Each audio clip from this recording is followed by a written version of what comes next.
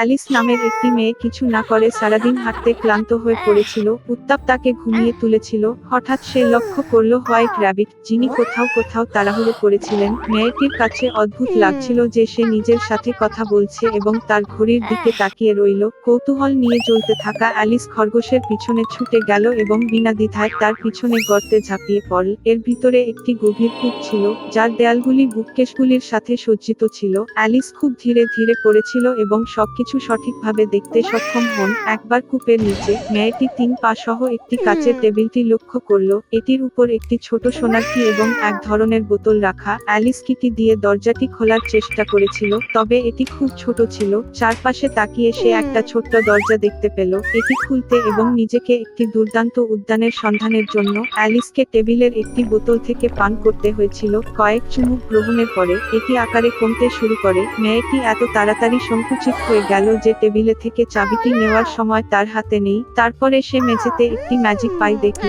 Alice একটি কামড় নেওয়ার সাথে সাথেই তিনি দ্রুত উপরের দিকে বাড়তে শুরু করলেন। মেয়েটি এত বড় হয়ে গিয়েছিল যে সে লালিত দরজা দিয়ে আর যেতে পারছে না। অ্যালিস এত কাঁদতে লাগলো যে খুব শীঘ্রই তার কাছে একটি বিশাল পথফোটে। এই মুহূর্তে তিনি হোয়াইট খরগোশটি লক্ষ্য করলেন। মেয়েটি তাকে ডেকেছিল, কিন্তু সে তাড়াহুড়া করেছিল এবং ভয় তার গ্লোভস এবং পাখা ফেলে দেয়। অ্যালিস তাদের তুলে নিল এবং কিভাবে সে সংকুচিত হতে শুরু করেছে নোটিসের কারণ ছিল একটি জাদু ফ্যান। অ্যালিস তার নিজের কান্নার পুকুরে পড়ে গেল। যখন তাকে উপকূলে নিক্ষেপ করা হয়েছিল, তখন মেয়েটি আবার খরগোশের দিকে লক্ষ্য করেছিল। তিনি এলিসকে তার কাজের মেয়েটির সাথে বিভ্রান্ত করেছিলেন এবং নতুন গ্লোভস এবং একটি ফ্যানের জন্য অবিলম্বে বাড়ি যাওয়ার নির্দেশ দেন। অর্ডার আদেশটি সম্পাদন করতে দৌড়ে গেল মেয়েটি। খরগোশের বাড়িতে সে কৌতূহল প্রতিহত করতে পারেনি এবং বোতল থেকে কিছু তরল পান করেছিলেন। এর ফলে অ্যালিস বিশাল আকারে বেড়ে যায় এবং দ্রুত পুরো বাড়িটি পূর্ণ করে তোলে। তিনি কেবল পাইগুলির জন্য ধন্যবাদ সংকুচিত করতে সক্ষম হন। আগের দিকগুলি ফিরে পেয়ে মেয়েটি পালিয়ে গেল। শীঘ্রই তিনি একটি বিশাল মাশরুম দেখতে পেলেন, যার উপরে একটি বিশাল নীল রঙের শুকনো বসে আছে। অ্যালিস তার কাছে তার উচ্চতায় ক্রমাগত পরিবর্তনগুলি নিয়ে অভিযোগ করেছিলেন। শুঁয়োপোকা মেয়েটিকে এক টুকরো মাশরুম খেতে পরামর্শ দিয়েছিল। অ্যালিস একটি ছোট কামড় খেয়েছে এবং শেষ পর্যন্ত তার স্বাভাবিক উচ্চতায় ফিরে আসে এবং সে এগিয়ে গেল। হঠাৎ অ্যালিস একটা বাড়ি দেখতে পেল। ভিতরে উকে মেয়েটি রান্নাঘরে ছিল, যেখানে সে দুচেসকে কাঁদতে কাঁদতে কাঁদতে কাঁদতে বাচ্চা শিশুটিকে দেখল। এক বিশাল বিড়ালটি মেঝেতে বসে কান থেকে কানে হাসছিল। ডাচেস এলিসকে বুঝিয়ে দিয়েছিল যে সে হাসছে কারণ এটি চেশির বিড়াল ছিল। হঠাৎ বিড়ালটি অদৃশ্য হয়ে গেল এবং শিশুটি কান্নায় কেটে গেল। ডাচেস শিশুটিকে অ্যালিসের হাতে দিয়েছিল এবং সে নিজে রানীর কাছে গিয়েছিল। মেয়েটি অবাক হয়ে জানতে পেরেছিল যে সে একটি শিশুকে ধরেছে না, তবে একটি সত্যিকার ছোট্ট শূকর। বিড়ালটি পুনরায় উপস্থিত হয়ে এলিসকে মার্চ হেয়ার সন্ধানের পরামর্শ দিয়েছিল এবং তারপরে সে অদৃশ্য হয়ে গেল এবং কেবল তার হাসি বাতাসে রইল। মেয়েটি রাস্তায় ধাক্কা মারল। শীঘ্রই তিনি মার্চ হেয়ার বাড়িটি দেখতে পেলেন। চা পার্টি শুরু করার ঠিক সময়ে অ্যালিস এসেছিল। টেবিলটি বিশাল ছিল, তবে কেবল মার্চ হেয়ারে ম্যাড হ্যাটার এবং সোনার মাউস এতে বসেছিল। তারা কাউকে টেবিলে বসতে দেয়নি এবং বলেছিল যে কোনো জায়গা নেই। অ্যালিস শিখেছিল যে সময় হত্যার শাস্তি হিসাবে তারা ধারাবাহিকভাবে চা পান করতে বাধ্য হয়েছিল। আর এবং হ্যাটার প্রতিটি সম্ভাব্য উপায়ে মেয়েটিকে ঠাট্টা বিদ্রূপ করেছে এবং তাকে উপহাস করেছে। এই রকম অভদ্রতা সহ্য করতে না পেরে সে চুপচাপ উঠে উঠে চলে গেল। শীঘ্রই অ্যালিস নিজেকে একটি দুর্দান্ত বাগানে আবিষ্কার করলেন। তিনি উদ্যানগুলিতে খেয়াল করলেন যারা কার্ড খেলেন তারা সাদা গোলাপ লাল লাল। মেয়েটি এতে খুব অবাক হয়েছিল। তিনি শিখেছিলেন যে তাদের রানী লাল গোলাপ পছন্দ করে এবং কেবল সাদা রঙের বেড়ে ওঠে। সামান্যতম অপরাধের জন্য রানী তার দাসদের মৃত্যুদণ্ড কার্যকর করেছিলেন। উদ্যানপালকরা বলেছিলেন যে সে এখন যে চাকরটি কুকিগুলি চুরি করেছে সে বিচার করছে। অ্যালিস খুব আগ্রহী ছিলেন এবং তিনি আদালতে যান। সেখানে সে মার্চ হেয়ার এবং ম্যাড হ্যাটার সাক্ষ্য দিচ্ছিল।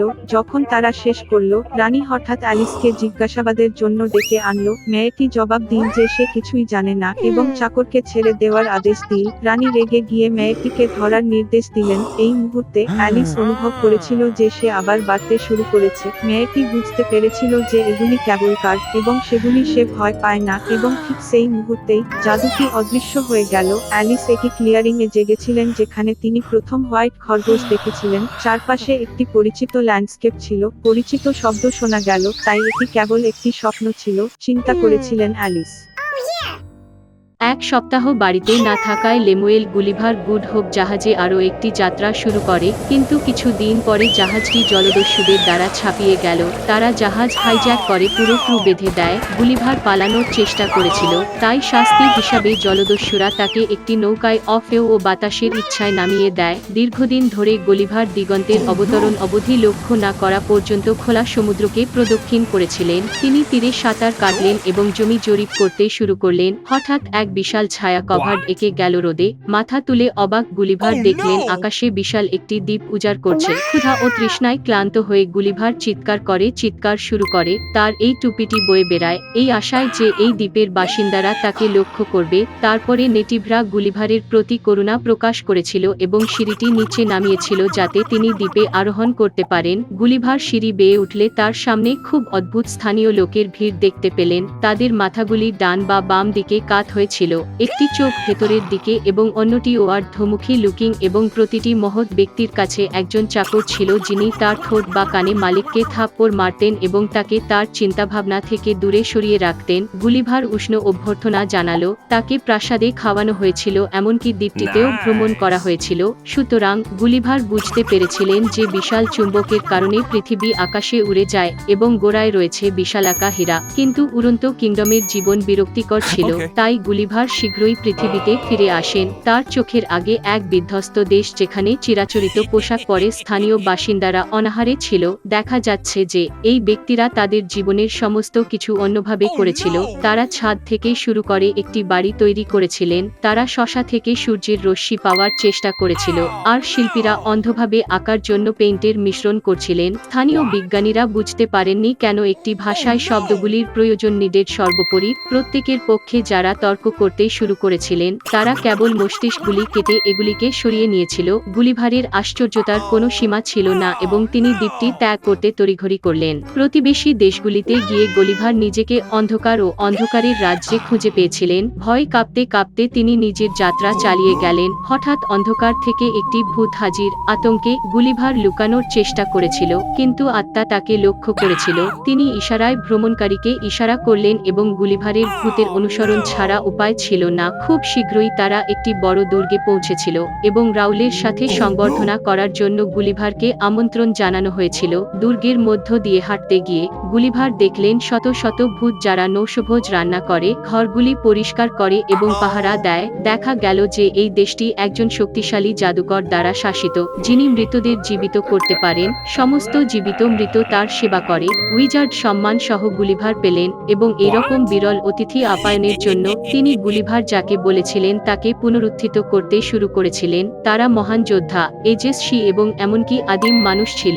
তবে ঘোরাঘুরি করতে করতে ক্লান্ত হয়ে গুলিভার উইজার্ডকে ধন্যবাদ জানায় এবং শীঘ্রই অন্ধকারের রাজ্য ছেড়ে চলে যায়। তিনি নিকটতম বন্দরে গিয়েছিলেন, যেখানে তিনি ইংল্যান্ডের উদ্দেশ্যে যাত্রিত একটি জাহাজে উঠবেন বলে আশাবাদী। বন্দরের আশেপাশে ঘুরে বেড়ানো গুলিভার তৎক্ষণাৎ দৃষ্টি আকর্ষণ করলেন। এই জায়গাগুলির একজন বিদেশী ছিল বিরলতা, এবং তাই গুলিভারকে একজন গুপ্তচর হিসাবে ভুল করা হয়েছিল। তাকে জব্দ করে এবং তাৎক্ষণিকভাবে স্থানীয় শাসকের কাছে নিয়ে যাওয়া হয়েছিল।